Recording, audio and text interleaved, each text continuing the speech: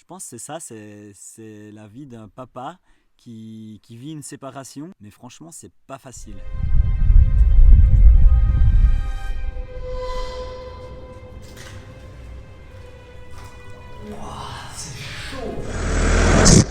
Bon, ici, mauvaise trajectoire, hein.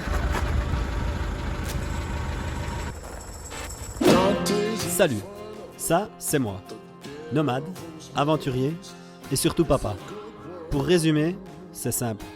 Un jour je suis né et depuis, j'improvise.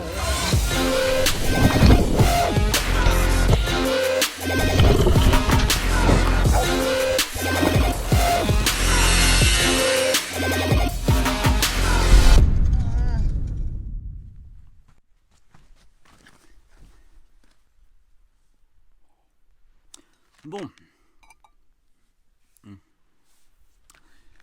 On va commencer cette vidéo où je vais m'exprimer une fois sur un peu tout ce qui se passe dans ma vie actuellement. C'est pas me justifier, c'est vraiment m'exprimer. Comme ça sera plus simple pour les épisodes suivants que tu comprennes un peu pourquoi je rentre en Suisse. Ce qu'il faut que tu saches, c'est que quand je suis arrivé en Turquie, mon moteur a pété. Si tu n'as pas vu la vidéo, je te la mets en lien juste ici en dessus. Et en plus de ça, durant la même semaine, j'ai appris que mon enfant et sa maman n'allaient pas me rejoindre en Turquie. Donc ça, c'était ce qui était prévu. Et je t'avoue que quand tu as ces deux nouvelles-là, que ton moteur pète et que ton enfant ne va pas te rejoindre en Turquie, franchement, ça fait un coup. C'est pour ça que j'ai pris la décision de refaire mon véhicule au plus vite pour pouvoir quitter la Turquie et rentrer en Suisse. Sur les 3 semaines, j'ai passé 2 semaines et demie au garage, donc c'était pas du tout intéressant. Je voulais aller voir les potes, je les ai vus un peu en coup de vent, et puis même j'avais pas l'envie de rester. Donc quand t'as pas envie de quelque chose, quand ça va pas, il faut partir. Refaire Turquie-Suisse en 5 jours, j'avais pas du tout envie. J'avais besoin un peu de répit, de respirer. L'objectif, c'est de me rapprocher chaque jour de mon enfant, mais je prends le temps de me poser à des endroits, je choisis mes endroits. C'est clair que je teste le véhicule en même temps, je vais dans des endroits bien retirés. Je fais vraiment ce que j'ai besoin de faire. Tant qu'à faire, je suis tout seul, je peux pas claquer des doigts comme ça puis avoir mon enfant tout de suite là. Profite de ce temps-là pour faire les choses que je pourrais pas faire quand j'aurai mon enfant. Et c'est vrai que c'est hyper compliqué parce que un enfant, il me manque quoi. C'est dur. Et avant, j'aimais bien me retrouver tout seul, faire des choses un peu engagées. Mais là, c'est vrai que j'essaye et au fond de moi, oui, j'ai envie, mais j'ai envie aussi d'être proche de mon enfant et de faire des choses avec lui et de vivre des choses avec lui, ce qui est, je pense, tout à fait normal pour un papa. Donc c'est l'équilibre que je recherche un peu maintenant. C'est justement quand je suis tout seul, de faire ce que j'ai à faire moi. Et quand je serai avec mon petit bout de chou, c'est de faire les choses que je dois faire avec lui. Et en fait, je pense que c'est ça, c'est la vie d'un papa qui vit une séparation. Mais c'est vrai que c'est hyper intéressant, puis ça reste aussi une aventure, mais des fois c'est hyper compliqué parce que tu as envie de quelque chose dont mon enfant et je peux pas l'avoir là. Et je pense que toute personne qui vit une séparation, que ce soit une personne nomade ou une personne sédentaire ou n'importe qui, une séparation c'est logique. Un enfant, tu l'as eu à deux et du coup ça a une partie de chacun. Et quand on se sépare, l'enfant il va un peu chez sa maman, un peu chez son papa et tu peux pas toujours l'avoir. Et je pense que ce que je suis en train de faire là, c'est de pouvoir régler ce juste milieu, que quand je suis seul, je m'occupe de moi, et quand j'ai mon enfant, je vais m'occuper de mon enfant. Mais franchement, c'est super dur, parce que c'est l'apprentissage de la vie, d'être parent, en plus séparé, et je sais que je ne suis pas le seul à vivre ça, au contraire, je pense qu'il y a énormément de parents qui se sont séparés, mais franchement, c'est pas facile. J'ai remarqué que ça sert à rien de se prévoir des choses parce que j'avais prévu ma vie de famille partout dans le monde, ça s'est pas fait. J'attendais mon enfant en Turquie, ça s'est pas fait. Donc, des fois, ça sert à rien de prévoir et puis il faut improviser. D'ailleurs, c'est ce que je fais durant mon retour en Suisse. J'improvise. Ouais. Je t'avoue que cette période, c'est pas facile. Mais j'aime tellement la vie que ça me booste à continuer. Continuer à vivre des aventures, à découvrir des endroits.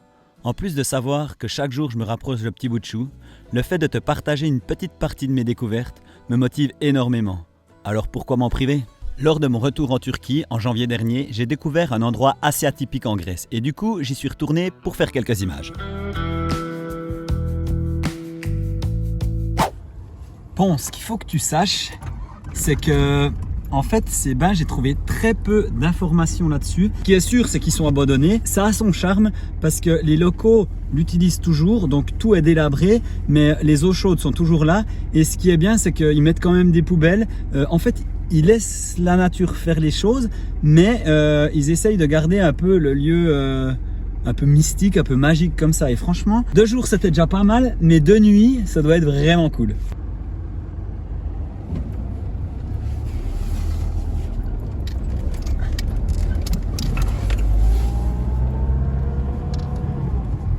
Mis à part ça, le coucher de soleil là, plutôt sympa.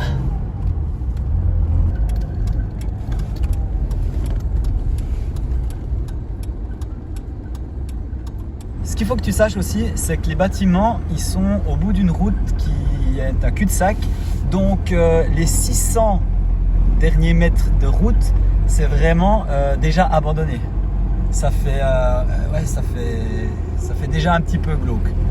Donc déjà là, une flaque. Ah ben attends, il y a une flaque. Allez. Oh putain, on voit plus rien. Ça c'est bourrin. Puis ça te met tout de suite dans l'ambiance. Permis bourrin. C'est la première fois que je filme comme ça avec mon téléphone et puis la lumière dans la tronche. Donc la lumière c'est pour que tu me voies, mais moi je vois rien.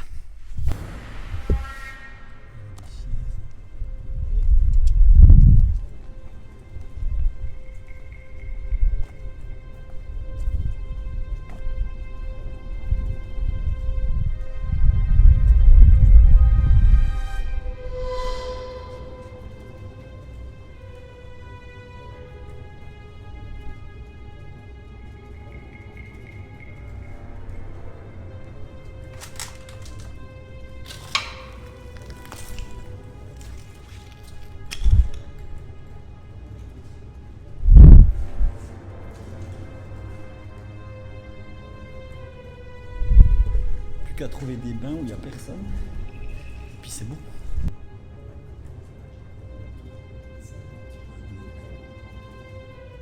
Les trucs c'est un peu bizarre quand même.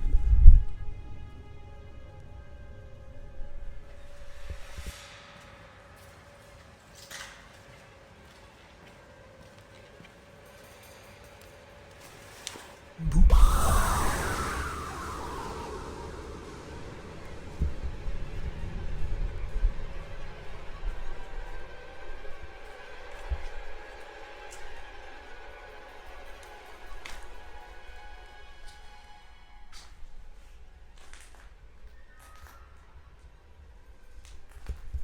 Siège, matelas.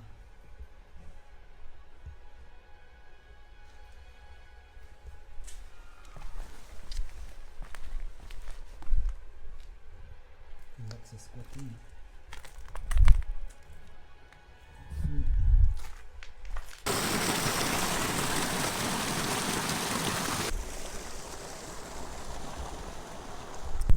Ça c'est des bains plutôt extérieurs. Donc c'est en fait les sorties d'eau des bains intérieurs.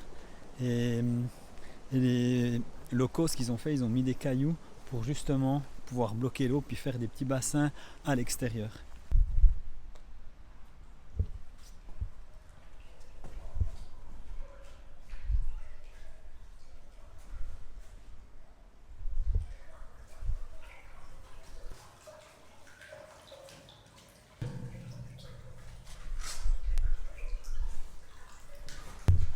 Voilà un petit bain.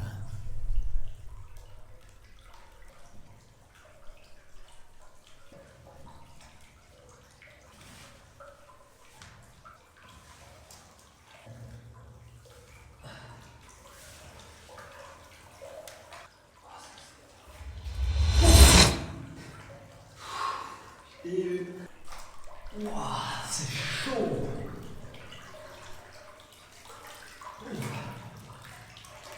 Alors franchement, ça a son charme. T'es tout seul, petite lumière.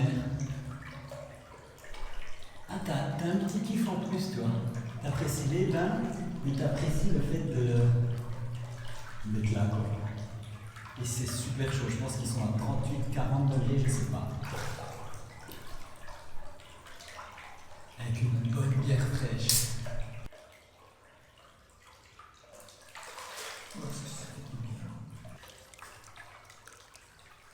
Ici, c'est de l'eau soufrée. Alors, ça sent fort l'œuf, mais après, c'est juste l'odeur finalement parce que c'est hyper bon pour le corps, tu peux même la boire. En plus, celle-là, elle est hyper clean. Je sais pas si on arrive à voir. Oui, regarde.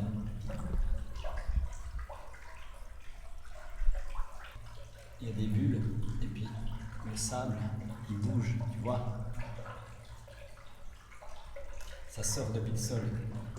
Et en fait, ici, c'était le socle qui a été défoncé, puis là maintenant c'est carrément du sable. Franchement, c'est incroyable. Là, dehors, t'as des chiens errants qui gueulent, tout est glauque, et puis t'as plus de lumière. Merde, ça c'était pas prévu. Alors attends, déjà faut que je trouve le briquet. Ça c'est Valorov. Là, voilà. Je rallume. Alors si t'as eu peur, tu me le mets en commentaire, parce que franchement le scénario là, C'est vrai que ces bains, c'était un bon délire, et ça m'a fait du bien. Le lendemain, j'ai repris la route, direction un tout autre endroit.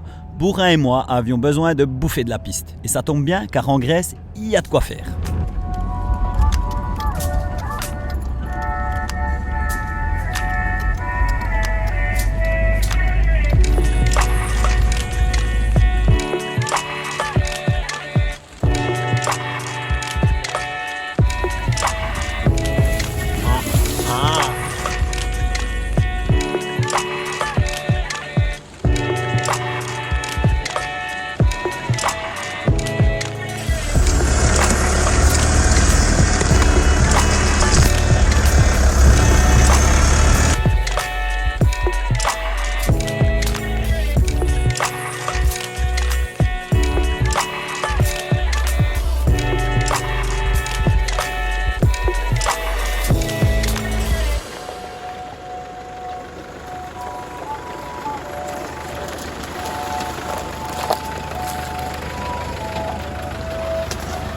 on récupère l'appareil photo et on continue.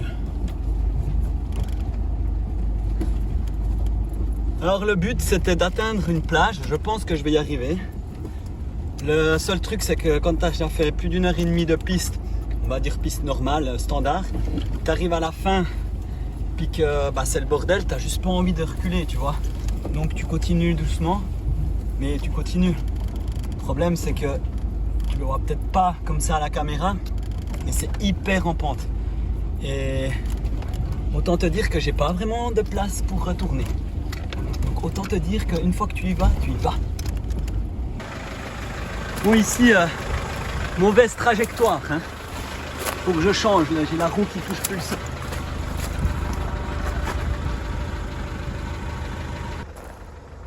Bon là c'est...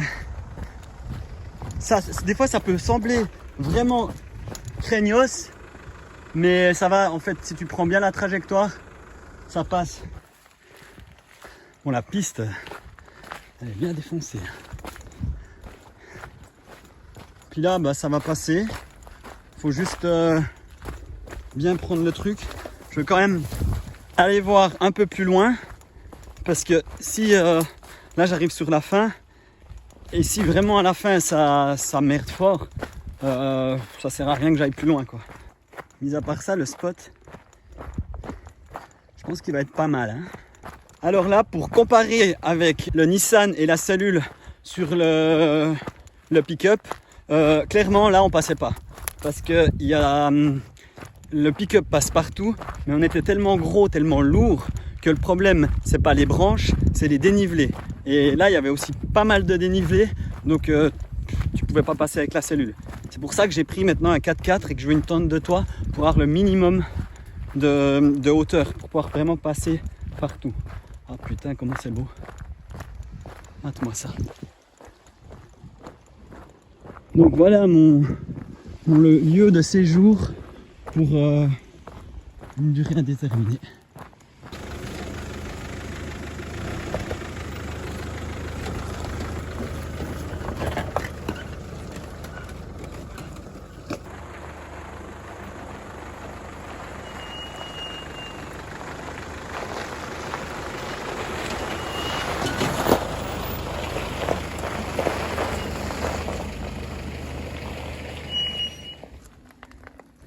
Voilà, c'est fait. J'ai amené Bourrin où je voulais. Et ben franchement, le dernier bout de piste, je me suis un peu chié dessus. Ah, et voilà. En plus de ça, je roulais doucement. Et voilà, encore un magnifique spot. Un endroit qui me paraissait inaccessible. Comme quoi, quand on veut,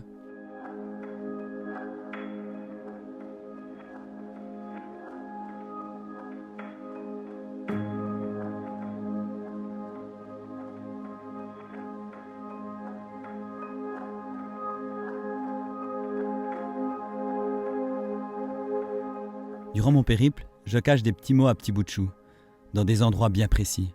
Une sorte de grosse chasse au trésor pour lui. C'est ma façon à moi de continuer de voyager avec lui. Car plus tard, s'il le désire, il pourra vivre ces moments-là.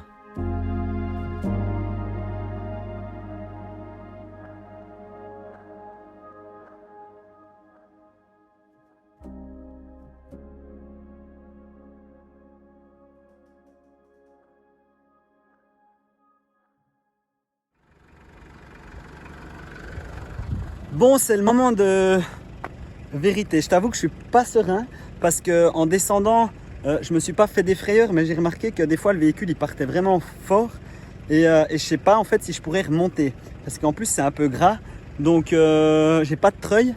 Après, bah on improvise, mais je suis pas très serein.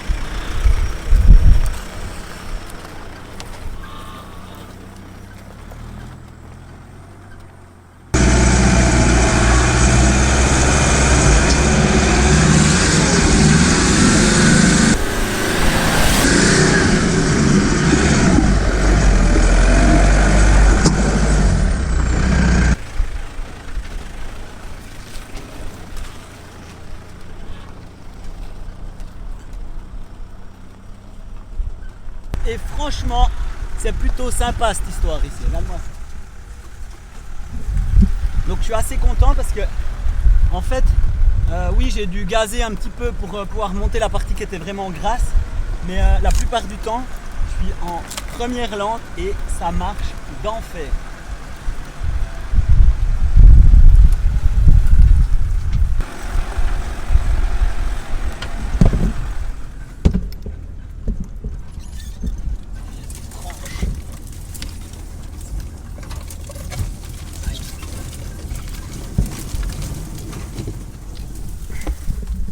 Tu crois que ça frotte un peu, toi? Même plus de piste là, mais regarde-moi ça.